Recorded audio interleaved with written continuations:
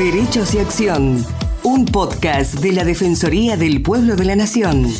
Producido y realizado íntegramente por el área de comunicación para compartir diferentes temas de interés general y del accionar de la institución. Conducen Estefanía González Isola y Fernando Almirón. A solo 40 kilómetros de la ciudad de Buenos Aires, en el delta del Paraná, vive el ciervo autóctono más grande de Sudamérica.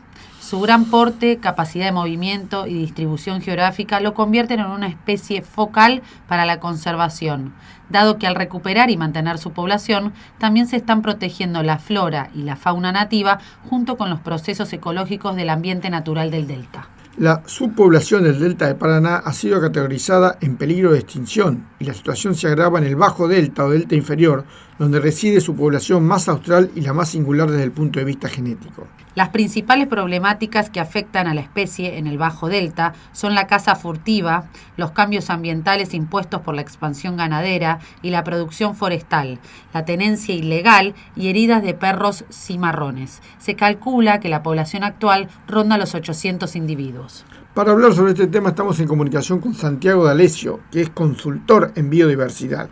Fue coordinador del programa Biodiversidad en la Dirección Nacional de Gestión Ambiental del Agua y los Ecosistemas Acuáticos en la Secretaría de Ambiente y Desarrollo Sustentable de la Nación.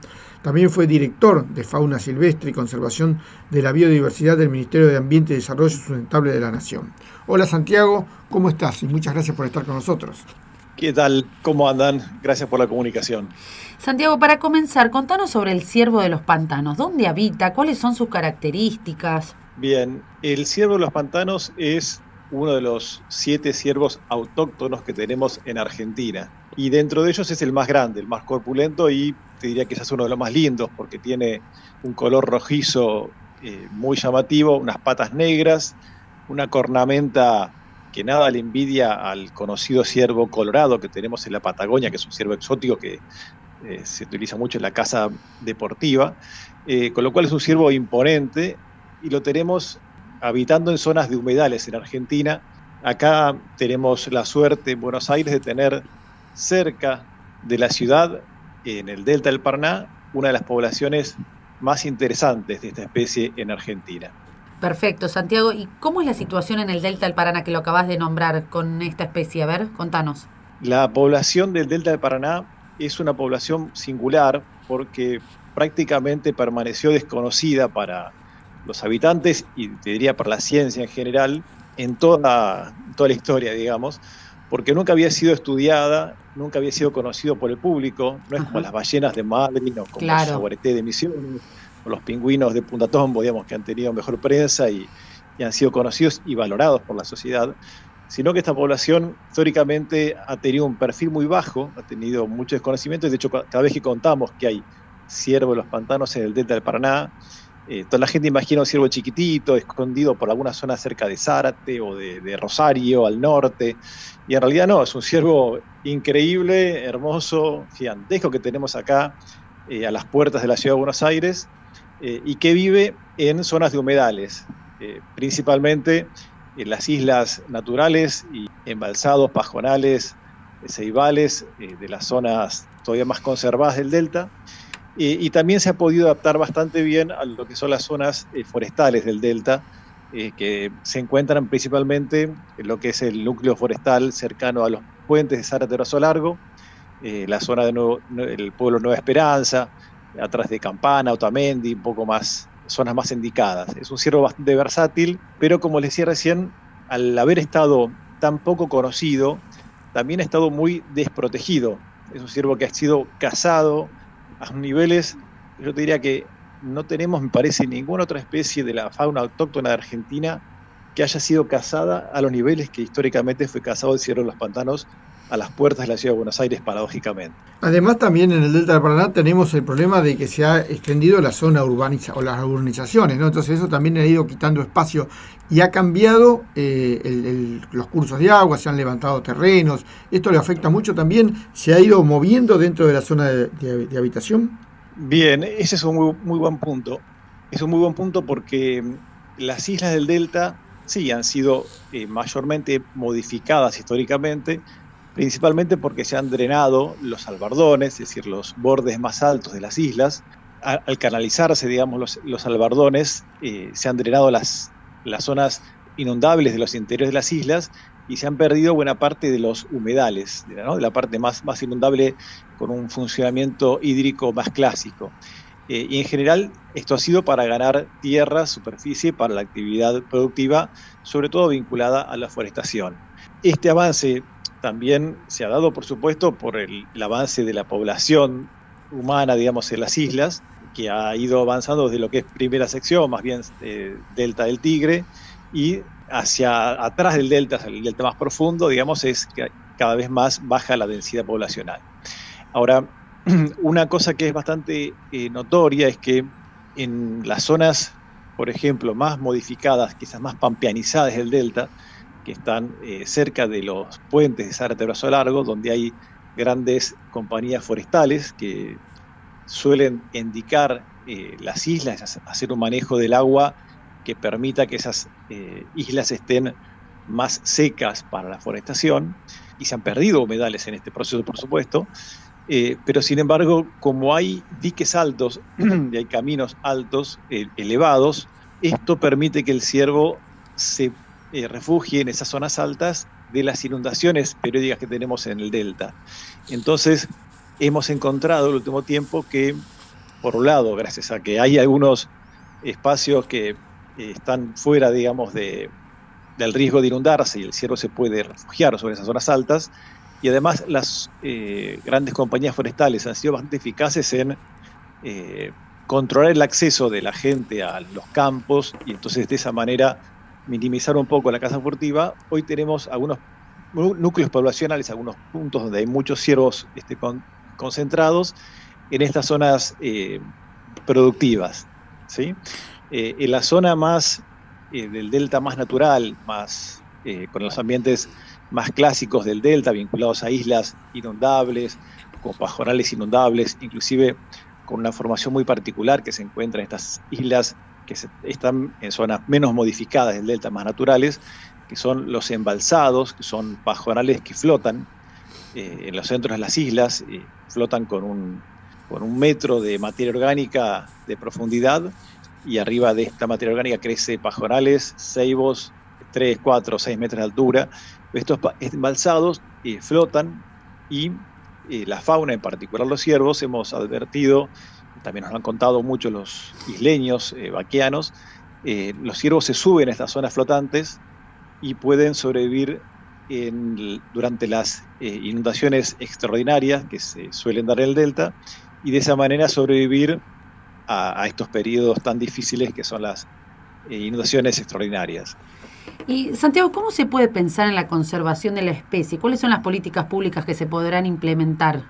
Bien, esta especie, si uno mira las principales amenazas, te diría que están vinculadas a la caza furtiva, es lo principal que hoy tenemos como principal muerte, que sobre todo se concentra en los periodos de inundación extraordinaria, porque en ese momento los ciervos se concentran justamente en las zonas altas y ahí pueden ser cazados en números enormes, ¿no? Hemos tenido reportes de 200 ciervos cazados en el lapso de 2-3 meses en el delta por caza furtiva en esos periodos de inundación extraordinaria.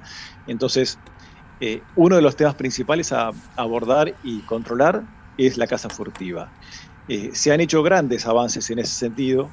Hay una actividad creciente de colaboración entre la justicia, las fuerzas de seguridad, la policía isleña, la prefectura, los organismos de fauna de provincia, de nación, de los municipios, y bueno, la gente que se suma también a tratar de proteger esta especie. Entonces, en ese sentido hay un trabajo creciente, pero todavía sigue mucho por hacer.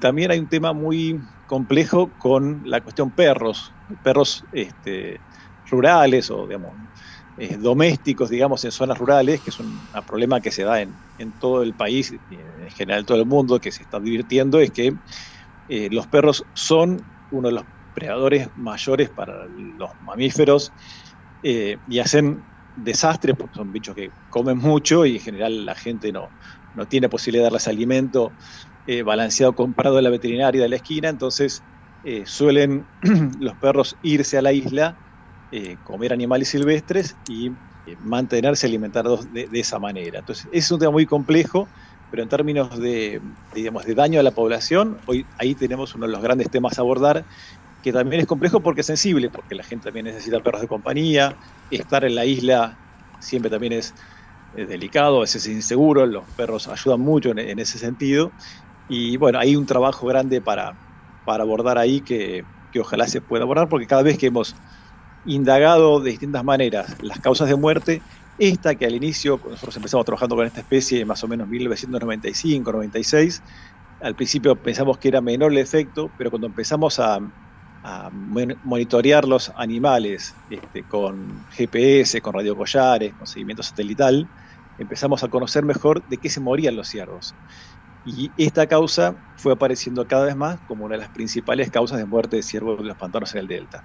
Pero bueno, se ha ido abordando, pero todavía falta un abordaje más integral. El tercer tema que quisiera señalar como uno de los temas clave para la conservación de esta especie es la protección de los humedales, clave para la supervivencia, que son principalmente los embalsados, son ambientes naturales muy singulares que flotan y que permiten que estos ciervos se salven de las inundaciones, ¿no? De morir ahogados o muertos de frío durante inundaciones extraordinarias por su estado sobre todo.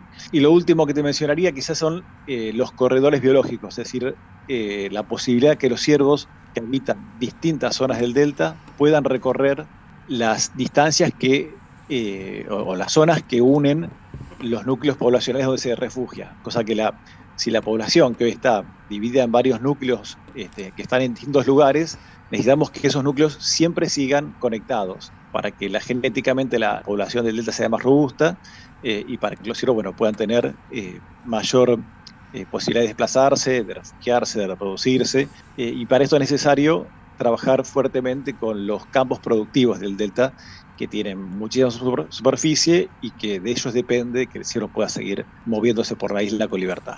Perfecto, Santiago. ¿Y cuál es el objetivo del Comité Científico Técnico del Ciervo de los Pantanos? Bien, este Comité Técnico Científico es un muy lindo ejemplo de trabajo colaborativo y multiinstitucional enfocado en la conservación de una especie amenazada y un ambiente amenazado como el ciervo en el delta.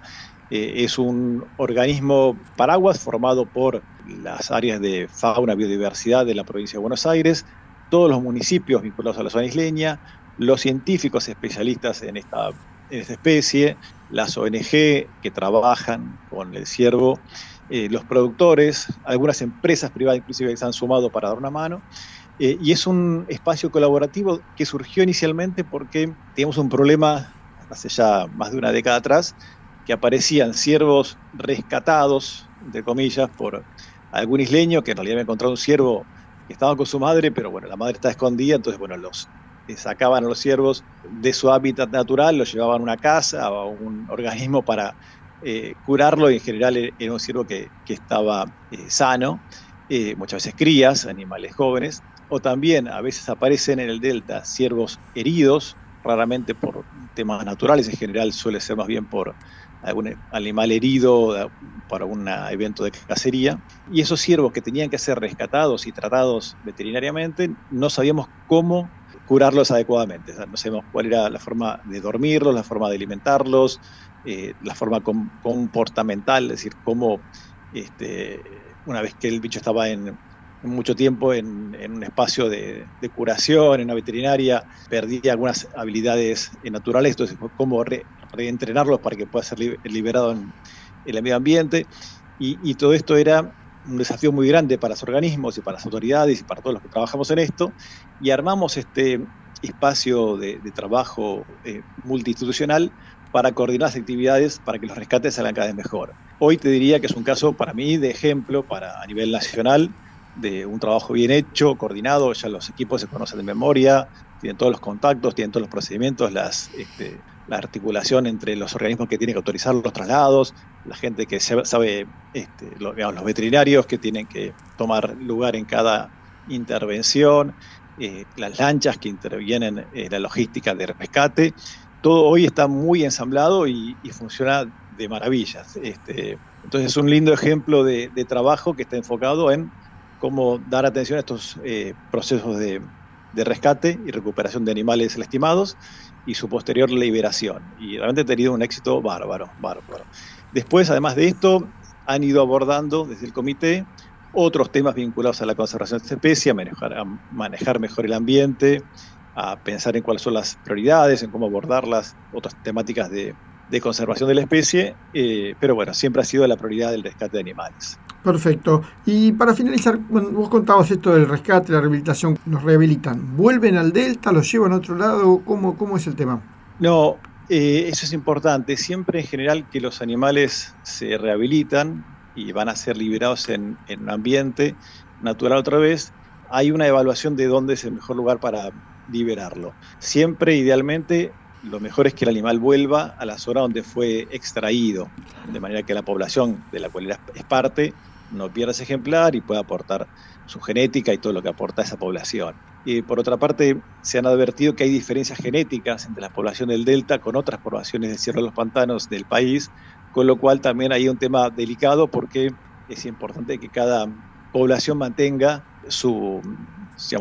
la genética que la naturaleza y la historia de la evolución les dado para funcionar mejor en ese lugar y para articular mejor con el resto de los individuos de esa población. Entonces, a veces es delicado mover un ejemplar de Corrientes para el delta o del delta para Corrientes o para Formosa. Eso hay que ser muy, muy cuidadoso con ese tipo de temas porque podemos hacer macanas sin querer. Perfecto. Bueno, te agradecemos mucho, Santiago, por la nota, por los conceptos, por lo que nos ha contado, que es muy interesante además, y algo por ahí nuestra audiencia no conocía tanto y es muy importante. Te agradecemos mucho y, por supuesto, una tarea muy importante para la conservación de la biodiversidad. Bueno, muchísimas gracias a ustedes por la comunicación. Este ciervo, que como les decía, tiene un muy bajo perfil en el delta, no lo conocemos todavía en Buenos Aires, menos del 2-3% de la población conoce que hay ciervos pantanos en el delta del Paraná todavía en Buenos Aires, y esto para esta especie es un problema de conservación. Así que este tipo de contactos y que nos ayuden a contar sobre esta especie ayuda a que conservemos mejor al ciervo en el delta. Buenísimo, para difundirlo. Bueno, gracias, Santiago, nos vemos. Hasta luego. Gracias a ustedes, un abrazo. Muchas gracias por escucharnos. Los esperamos en una nueva emisión de Derechos y Acción.